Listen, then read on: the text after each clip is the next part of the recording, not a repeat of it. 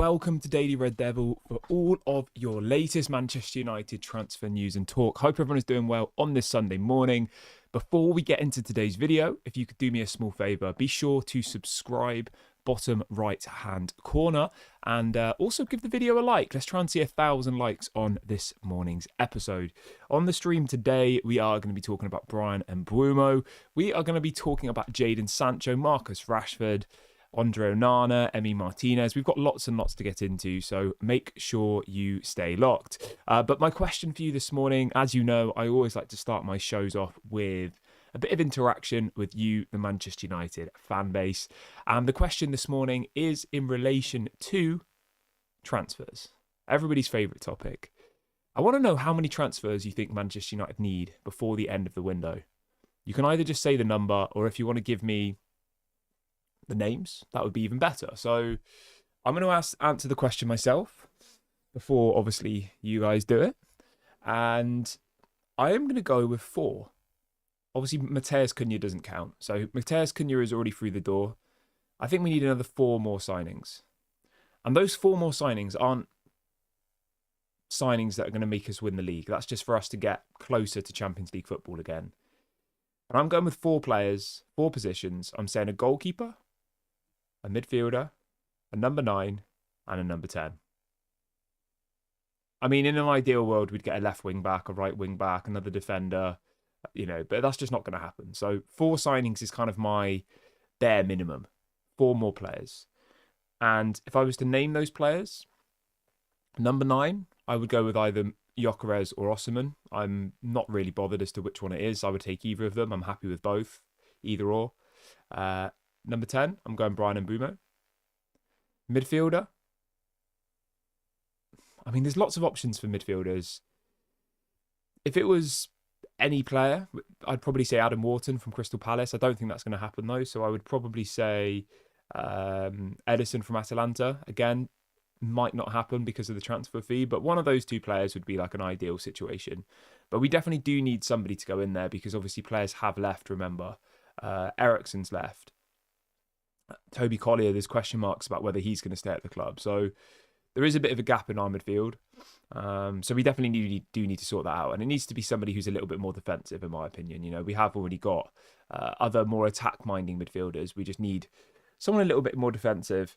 Although it does feel like, as it stands at the moment, it does feel like Bruno Fernandes is going to play a little bit deeper in that number 6 role next season, like he did for a large part of last season. So we'll see what happens there. But then in relation to the goalkeeper, the 4th signing I think we need is, I mean, I'm not that convinced by Emi Martinez, but I would take him. I mean,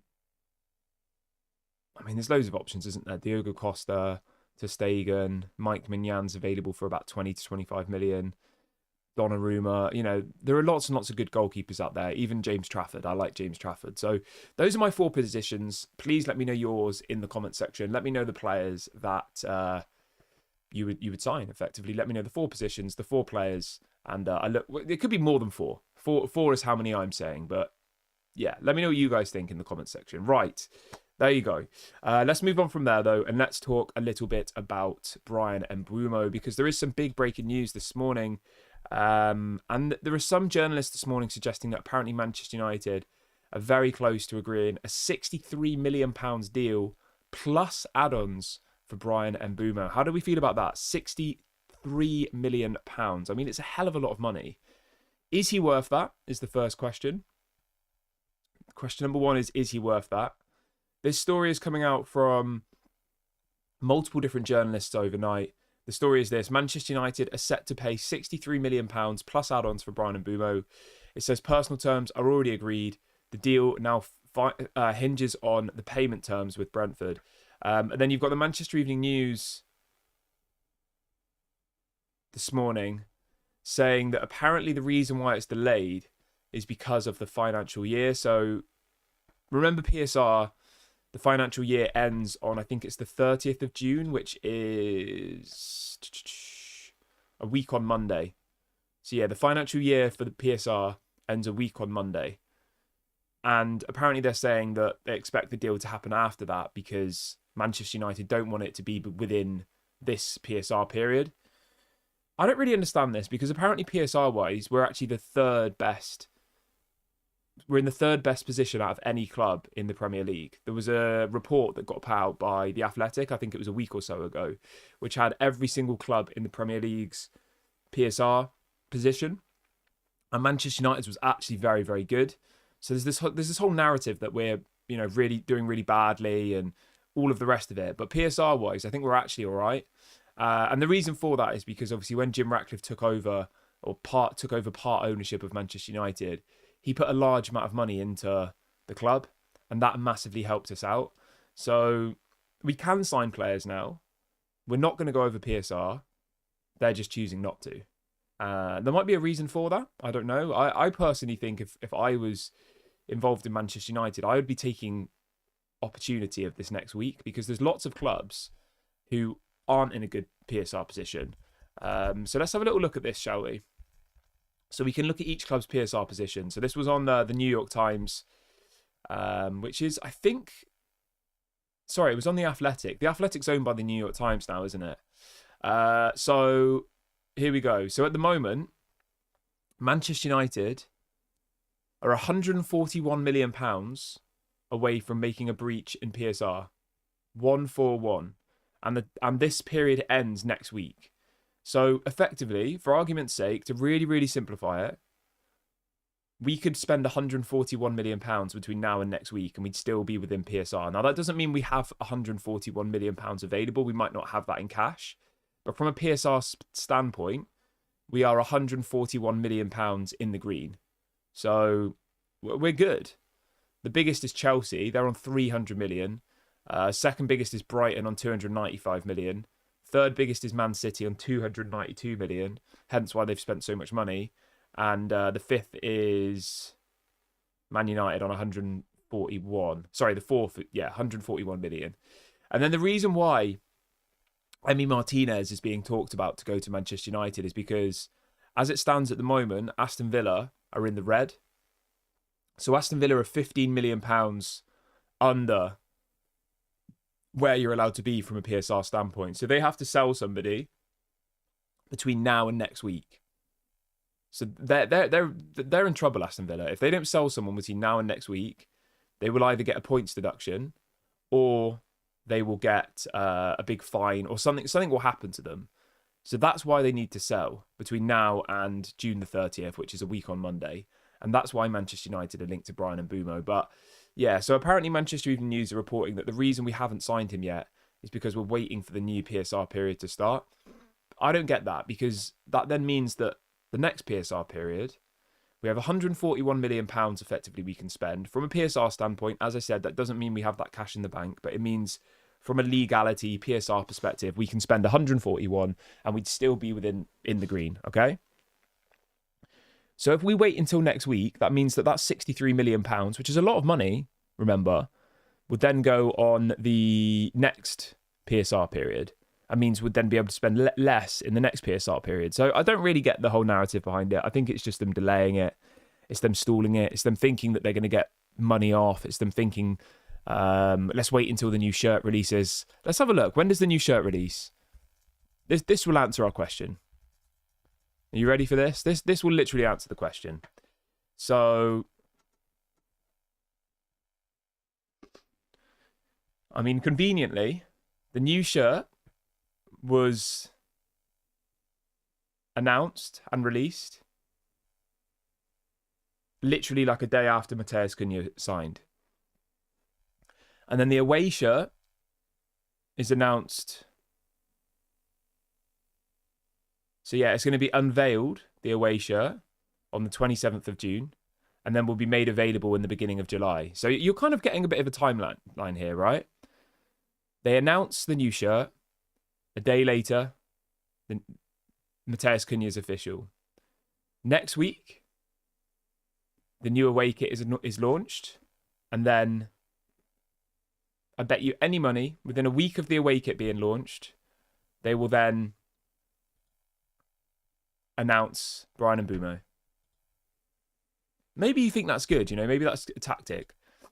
If that happens, that's fine. I have no problem with that. I think, arguably they'll have not paid him wages for 2 or 3 weeks, which is good.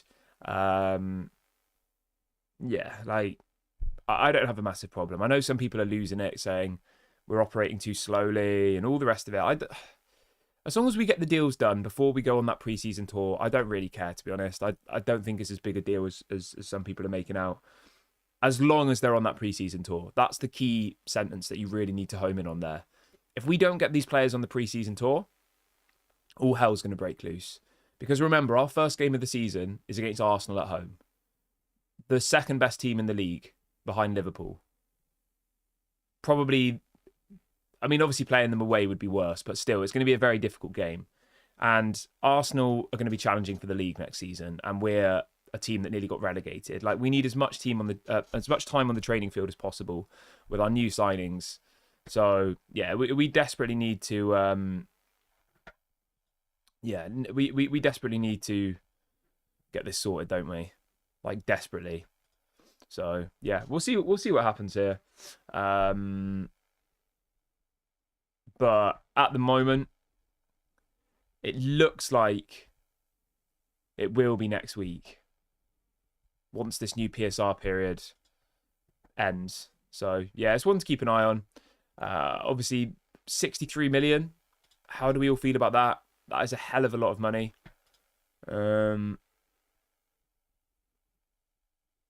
Yeah, 63 million. I don't know how I feel about that. What do we think? 63 million. Would you be happy with that? Or do you think that's too much? I mean, I do feel like it's at the very, very limit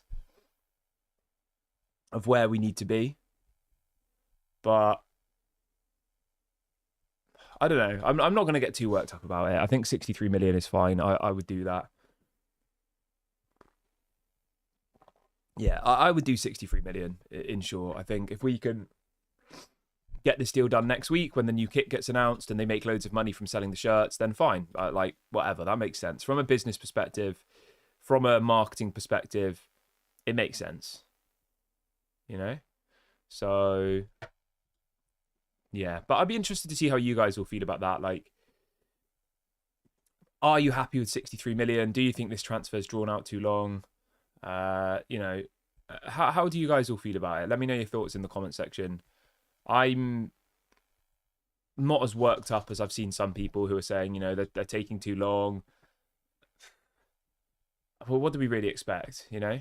I know Liverpool have signed like 3 players, Frimpong, Florian Wirtz and Kerkez. But Liverpool have always been a well-run football club. Like, it's hardly surprising. We haven't been well-run for 20 years. And I don't think anybody in this fan base, and I don't think anybody watching this video, really thought that when Jim Ratcliffe bought 30% of the club or whatever it is, that things would really change. And they haven't. So I don't really see the point in getting worked up. You know? Well, what's the point? If Sheikh Jassim had come in and this was still happening, I think then you'd be worked up. You'd be saying, you know, we were sold a dream, we were sold this promise of a better future, and it's exactly the same. He's no better than the Glazers. We all knew that Jim Ratcliffe and Ineos was just going to be the Glazers 2.0, didn't we? Like, and it is. And it's fine. But it's not fine, but it's what we all expected. They haven't surprised us, I don't think, really. And that's not me being critical. It's just me being real. It's just the same. We're buying the same amount of players. We're taking just as long on transfers.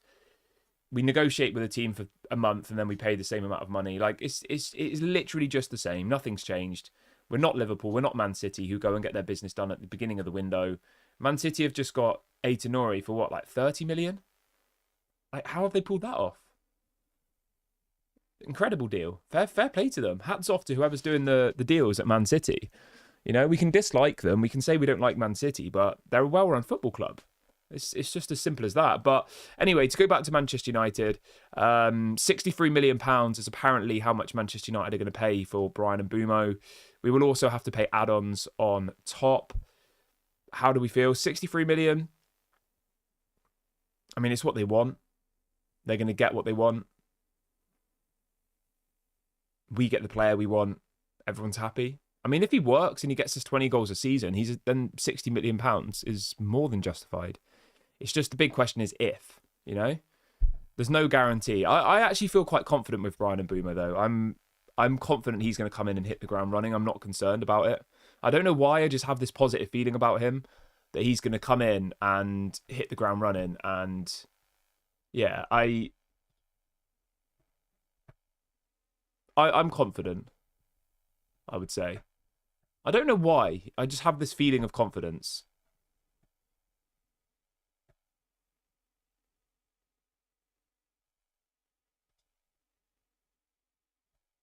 Yeah. But how do you guys feel about Bryan and Mbeumo? Like, are you confident that it's going to be a good deal? Do you think he's going to succeed at Manchester United? Like, I'm interested to see what you guys have to say in the comments. So make sure you go and do that. Yeah, I don't know. I have a good feeling about Matheus Cunha and Bryan Mbeumo. I think both of them Premier League proven, scoring goals for fun. So yeah, I'm feeling good. Just a quick one, everybody. 2 little favours to ask. If you are watching for the first time today, please do subscribe. We are literally so close to 43,000 subscribers, guys. So please go and do that right now if you haven't already. I've set a target of trying to hit 50,000 by the end of the transfer window. So please go and subscribe if you haven't already. And I can also see we've got over 700 people watching the video live this morning, which is incredible. We've only got 100 likes on the video though. So if everyone could go like the video, let's try and get to 1,000 likes on this live show. That would be absolutely phenomenal. So please go and do that right now. Doesn't cost you any money and it really does help me out. Moving on from there, though, let's talk a bit about Jadon Sancho. Ugh. I can't wait to have to never talk about Jadon Sancho again, but it is a new show. So let's talk about Jadon Sancho. Fabrizio was saying this morning that Jadon Sancho's transfer fee is not an issue for Napoli. Great. Amazing. Does that mean he's going to go? Then he says, but his salary is too high. He must accept a different salary, otherwise he will have to look for another club. It's the same old situation. I just don't understand anymore, right? The players not have any level of personal pride. Clearly not. All they care about is money. Jadon Sancho went to Chelsea. The fans loved him. He wins a European trophy. He has Champions League football next season. They offer him 150 grand a week, which is life-changing money for probably every single person watching this video, right? 150,000 a week. That's what? 10 million a year, roughly? 8 to 10 million pounds a year, something like that. To live in London. Back in London where he's from. Oh no, I'm not doing that. I'm on 250 grand a week at Manchester United. Oh no way, I'm leaving. He leaves. He's now got Napoli coming in for him. One of the greatest Italian football clubs, if not the greatest Italian football club, up there with AC Milan, Juventus, Inter Milan, yeah? Just won the Italian league. Got an amazing manager. He's got players there that he knows. Obviously, McTominay's there. There's other people. There's Tammy Abraham. Sorry, not Tammy Abraham. Who am I thinking of? Lukaku. There's players who have been in the Premier League and players who've played for Manchester United. He has this amazing opportunity, right? Man United have apparently agreed a fee with Napoli. 25 million is the asking price, and Napoli have said they'll pay it. So have Juventus. So the fee is effectively agreed. Jadon Sancho's not happy to take a pay cut. I mean, what is wrong with these people? You know, to have the opportunity to go and play for Napoli, one of the most passionate fan bases in the world, beautiful stadium, beautiful history, just come off the back of winning the title, playing Champions League football under Antonio Conte. And his first thought is money. Money. No, not enough money. I mean, where does he think he's going to go and get 250 grand a week? No one's going to give him that unless he goes to Saudi. And from what we're seeing, he doesn't want to go to Saudi. So I just don't understand. I think I've said this many times before, but it very much feels like Jadon Sancho just wants to run down his contract, which he's entitled to do from a legal standpoint. He has a contract with Manchester United. If he wants to run that down, he is entitled to do that. There's nothing we can do to stop him. He wants to run down his contract and he wants to leave on a free. I think that's what he's trying to do here, because if he does that, he effectively then can, well, he can just get more money. It's as simple as that, really. He can get more money. He'll be a free agent.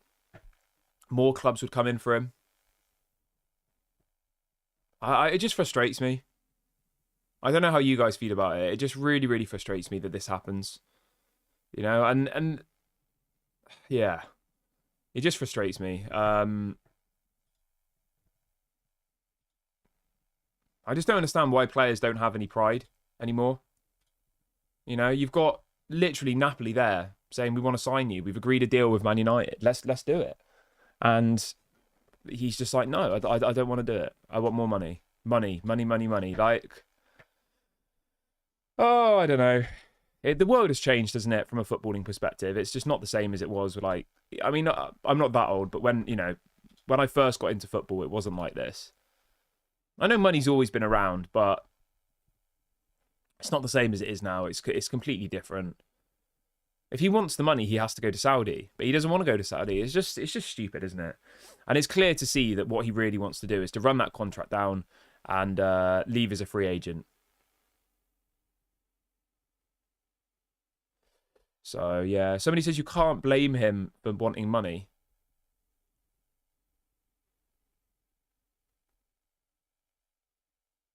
I mean, yeah, like I said, legally he's entitled to that money.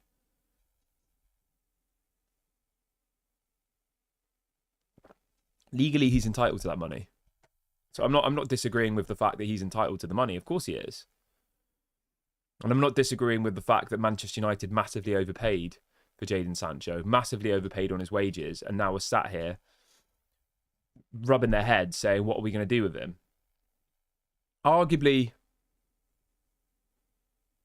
it wasn't the current people in there. It was, do you know what I mean? It's different people running the club. So none of the people who are here now were involved in that deal, and they're now having to pick up the pieces. So I get all of that. But at the same time, right, you have to look at it in a little bit more of a long-term vision. Okay?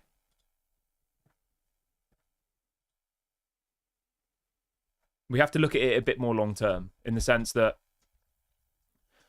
if they're offering 150 grand a week over 5 years, that's still a lot of money. Like, that's still a huge amount of money to be receiving.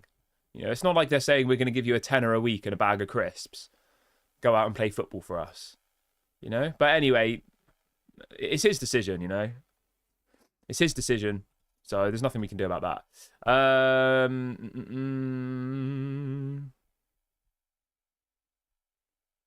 But yeah.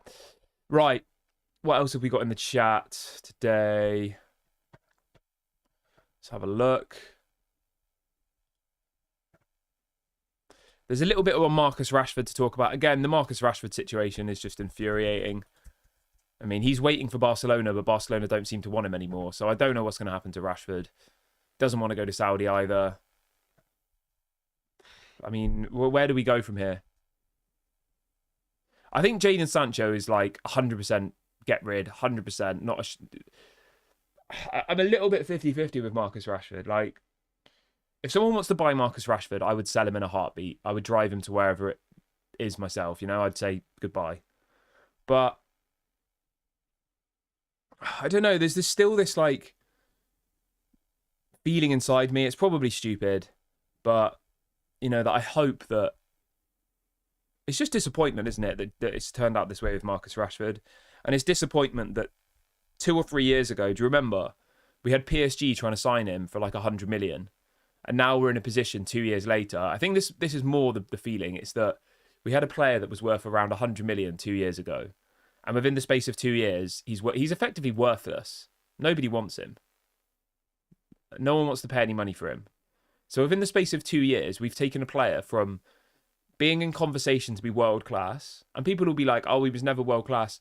2 or 3 years ago, when he was getting like 25 goals in the Premier League, most people in this channel would be like, he's a £100 million player, he's untouchable. And within the space of 2 years, he's literally worth nothing. Nobody wants to buy him. Best case scenario, we might get a loan where we pay half of his wages. Like, how has it gone so wrong? It's just sad, really, as well, isn't it? And realistically, it's only his own doing. It's not, it's not anything that me or you or Eric Ten Hag or whatever has done. It's completely his own doing. So, yeah. Anyway, I'm going to wrap the video up here, guys. Feels like a good point to end today's show. I hope everyone has an amazing day. Enjoy your Sundays. If anything breaks during the day, you never know. We might get an Mbeumo. Here we go, hopefully. I will go live, so make sure those notification bells are turned on. And yeah, before you leave, do make sure to subscribe. It should be somewhere down the bottom right-hand corner. And give the video a like as well. It really helps me out. It brings more people into the channel. And yeah, I'd really appreciate it. So yeah, have a great day, everybody. I'll speak to you all later. And yeah, enjoy your Sundays. Bye.